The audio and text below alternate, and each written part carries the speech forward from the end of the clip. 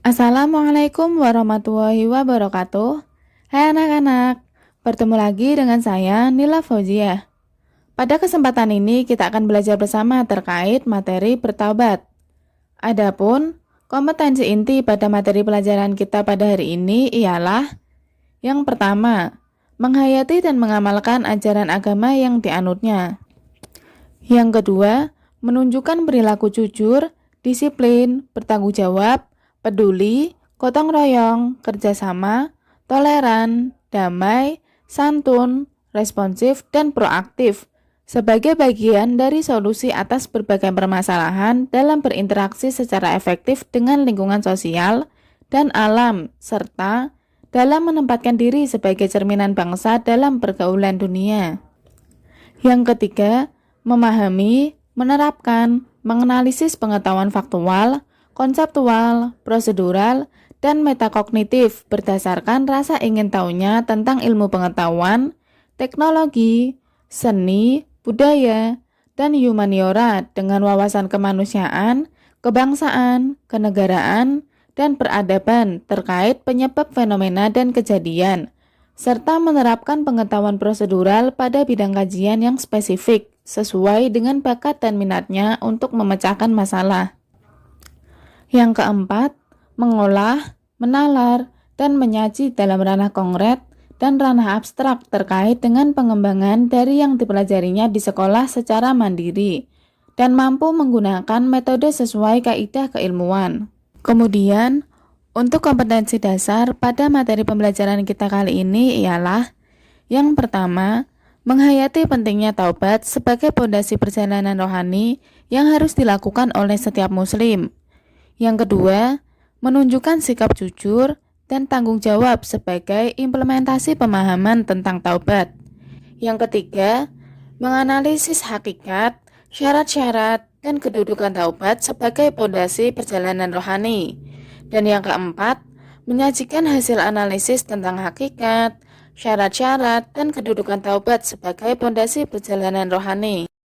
Adapun untuk indikator pada materi pembelajaran kali ini ialah yang pertama, meyakini pentingnya taubat sebagai pondasi perjalanan rohani bagi setiap muslim. Yang kedua, membiasakan sikap jujur dan tanggung jawab sebagai implementasi pemahaman tentang taubat. Yang ketiga, menguraikan pengertian taubat. Yang keempat, menelaah hakikat taubat. Yang kelima, memerinci syarat-syarat taubat. Dan yang keenam, menguraikan kedudukan dan keutamaan bertaubat.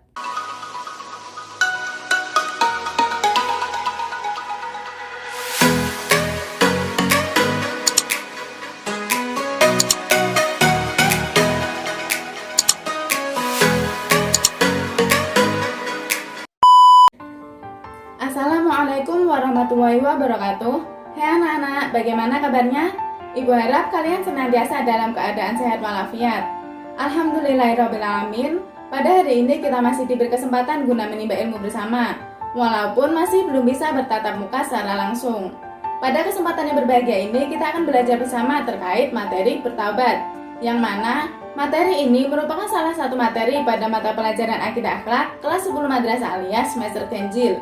Adapun tujuan dari pembelajaran pada hari ini ialah agar peserta didik mampu untuk menjelaskan terkait definisi, hakikat, syarat, keutamaan, dan juga kedudukan dari taubat.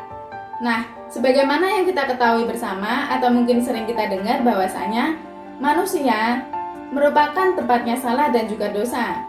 Tidak ada satupun di antara kita sebagai manusia biasa yang dapat menjamin bahwa diri kita terbebas dari perbuatan salah dan dosa. Kita bisa melihatnya pada diri kita sendiri. Misalnya, pada mata kita.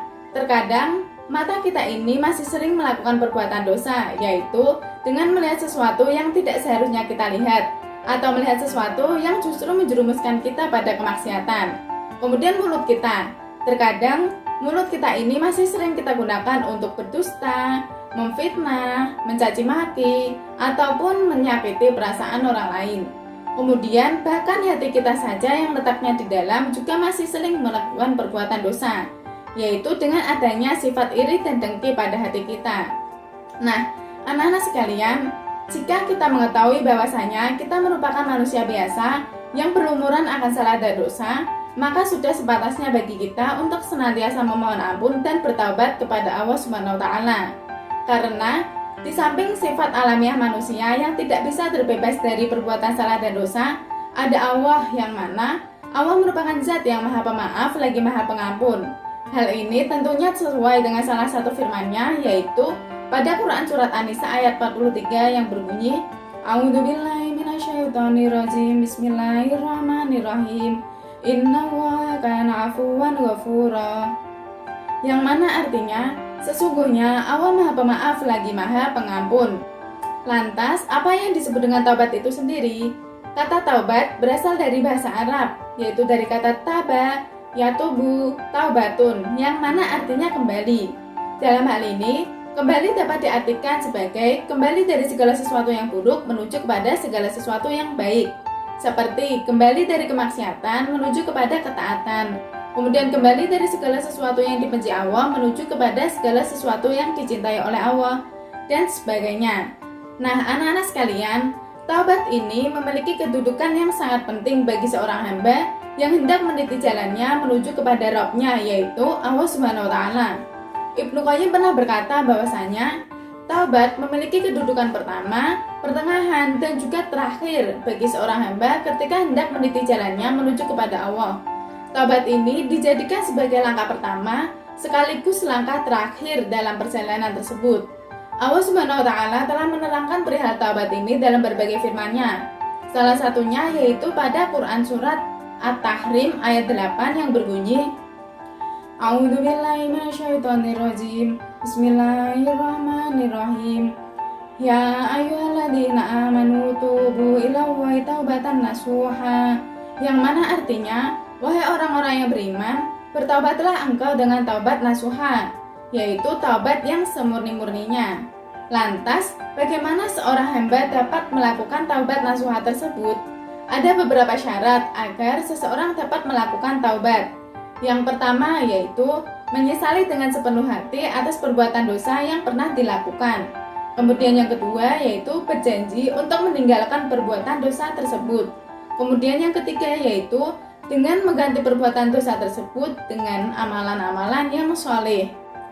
Nah, dengan melihat syarat-syarat dari taubat nasuha sendiri, di sini kita dapat melihat bahwa pada hakikatnya taubat tidak hanya sebatas pada penyesalan hati, melainkan juga meliputi aspek lisan yaitu dengan beristighfar, dan juga aspek perbuatan yaitu dengan cara melakukan amalan-amalan yang soleh. Nah, anak-anak sekalian, selain memiliki kedudukan yang penting, taubat juga memiliki keutamaan bagi seorang hamba. Di antaranya yaitu memperoleh ampunan dari Allah, memperoleh ridho dan cinta dari Allah, kemudian juga menjadi sebab seorang pendosa bisa masuk surga dan terselamatkan dari panas api neraka. Kemudian dengan taubat ini juga dapat memotivasi seorang hamba untuk senantiasa menerapkan amar ma'ruf nahi mungkar.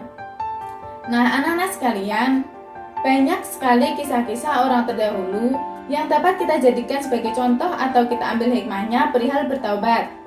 Salah satunya yaitu pada kisah sahabat Ma'is bin Malik. Pada suatu ketika, sahabat Ma'is bin Malik pernah mendatangi Rasulullah dan berkata kepada beliau, "Wahai Rasulullah, bersihkanlah diriku." Kemudian Rasul pun menjawab, "Memohon ampunlah kepada Allah dan bertaubatlah kepadanya." Mendengar jawaban tersebut, sahabat Ma'is pun berkata kepada Rasul lagi, "Wahai Rasulullah, bersihkanlah diriku." Dan Rasul pun menjawab tetap dengan jawaban yang sama seperti sebelumnya, yaitu mengarahkan sahabat Ma'is untuk kembali dan memohon ampun serta bertaubat kepada Allah. Hal tersebut terus berlangsung anak-anak, hingga pada kali yang keempat, akhirnya Rasul pun bertanya kepada sahabat Ma'is, "Dari dosa apa aku harus membersihkanmu?" Dan sahabat Ma'is ini pun kemudian menjawab, "Dari dosa zina, wahai Rasulullah." Nah, ketika mendengar pengakuan dari sahabat Ma'is tersebut, Rasul tidak serta-merta langsung menghukum sahabat Ma'is, melainkan beliau justru bertanya kepada para sahabat lain yang kebetulan hadir juga pada saat itu, apakah sahabat Ma'is ini gila? Atau apakah sahabat Ma'is ini sedang dalam pengaruh khamr? Dan jawabannya tidak, anak-anak. Sahabat Ma'is tidak sedang dalam pengaruh minuman khamr ataupun sedang dalam keadaan gila. Hingga pada akhirnya Rasul pun memerintahkan beberapa orang sahabat untuk membawa sahabat Ma'is dan juga menjatuhkan hukuman rajam kepadanya. Bagi yang belum tahu, hukuman rajam merupakan hukuman bagi pelaku zina muhsan, yaitu pelaku zina yang telah menikah, dengan cara dilempari batu hingga pelaku tersebut meninggal dunia.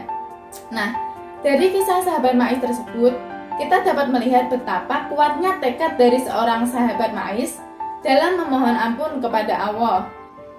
Dan dari kisah itu pula kita dapat melihat bagaimana sikap seorang Rasul dalam menghadapi seorang pendosa.